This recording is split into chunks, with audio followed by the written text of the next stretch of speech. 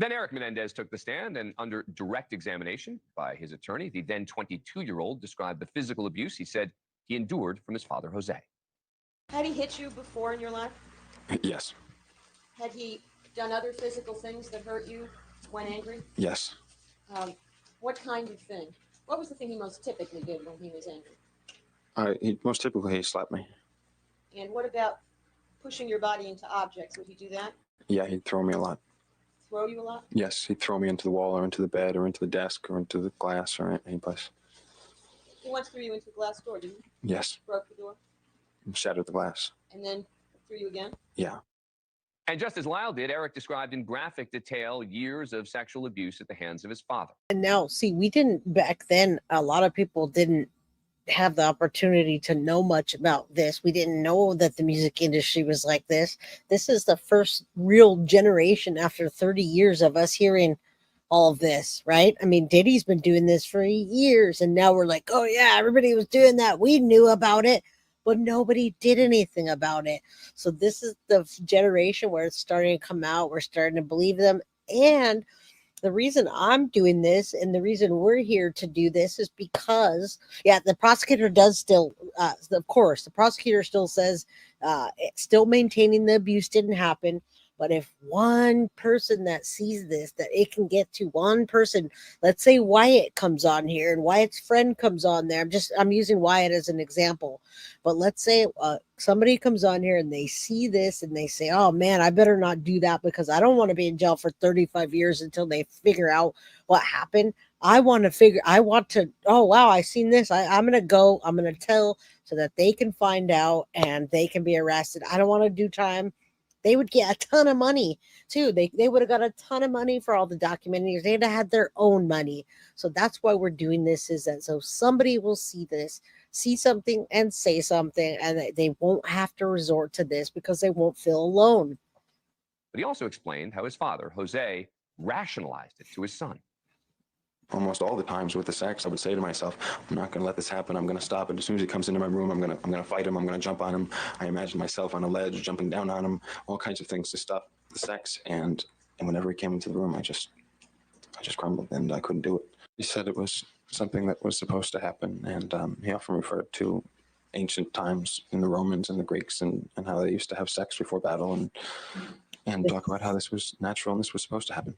Mr. Menendez, you've heard that part is sick. When you watch the docuseries and now going back, I didn't realize what they were talking about with the Romans and the Greeks. And his dad was telling them that's what they're supposed to do to be men.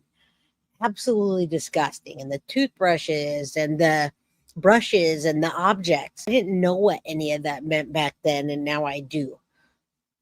It is kind of like self-defense. And you know what? It is kind of like self-defense, but nobody believed them. It's a parole. It's possible they just amend the sentence to life with parole. Yeah, it is. But that means they'll get out. the testimony of your brother that you and he killed your parents on August 20th, 1989. Did you not? Yes, we did. And I didn't know that. what do you believe was the originating cause of you and your brother ultimately winding up shooting your parents? Me telling. You telling what? Me telling Lyle that, You telling Lyle what? Was it you telling Lyle about something that was happening? my dad. Okay. My dad had been molesting me. And did you want something from your brother? Is that why you told him? I wanted to stop him. Were you seeking help from your brother? Yes. Erik also testified that he told his father about that conversation with his brother about the abuse. He was saying that he had told me never to tell Lyle and that he had warned me not to do that. And now he said that Lyle was going to tell everyone and that it was my fault. And now Lyle was going to tell everyone and he was not going to let that happen. He was not going to let what happen? He said he wasn't going to let Lyle tell. Well, he didn't say he wasn't going to let Lyle anyone. He just said he wasn't going to let that happen. Lyle telling anyone.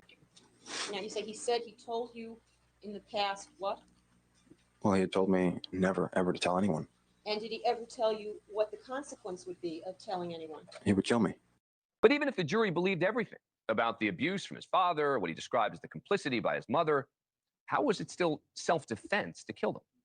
I went into the room, the gun went off, and there was fire, there was smoke, and I didn't. It was so chaotic that I just didn't. I don't have a great memory of it. I think part of this too, if you actually watch the trial or you see the evidence, you see the crime scene photos and where the parents were shot, that's another problem with this. Is I wish they would have been a little more forthcoming.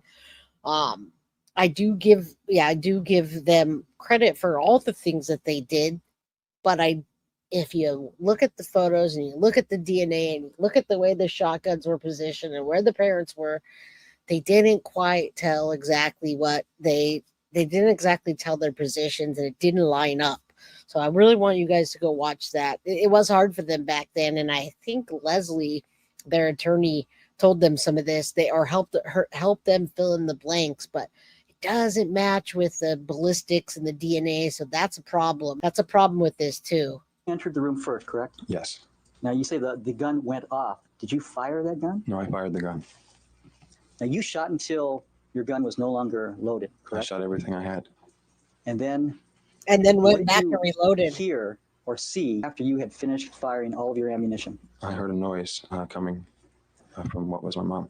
Would you describe for the jury what sound you heard? How would you characterize that sound? I guess I would characterize it as a moaning simply because she was dying. And then they went and reloaded. That's the problem. Yeah, they were lying about it because ballistics don't lie. When you look at ballistics and you look at and you map a room out and you say it was facing this way and you go back and you reload a shotgun after you blew somebody's face off. Now I understand why.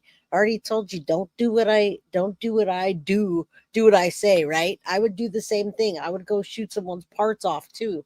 But it just doesn't match. And I wish they would have told the truth about that, because they literally just, like, his mom didn't have a face anymore. The dad was hit from behind. And yeah, I agree, full of rage, but they already told the truth. Why not tell the truth about this?